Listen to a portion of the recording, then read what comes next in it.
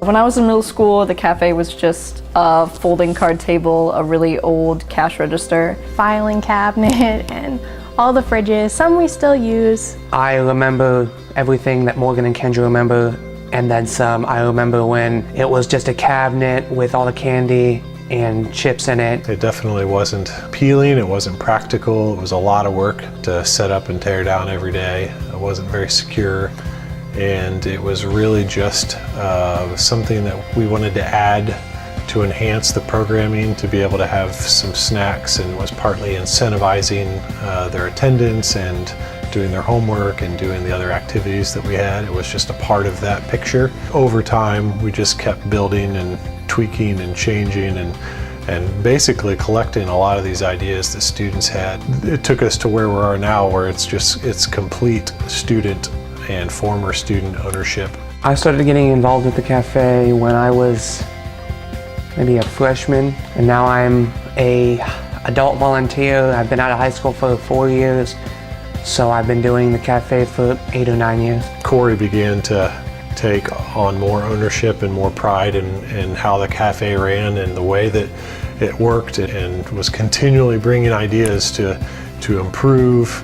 What's been amazing is getting to see a lot of my ideas and a lot of my input put into the cafe, just watching it go from barely a little concession stand to what is thought of as actually a standalone business. We've seen Corey take some current serve student leaders who now work out of the cafe under him, and he is training them to do the things that he learned to do when he was in the cafe. So everything from the inventorying to the bookkeeping, to running the cash register, the retail, the sales, the deals, the supply pickups, the stocking, everything is all student run, student managed, student led. I was originally drawn into the cafe by Corey.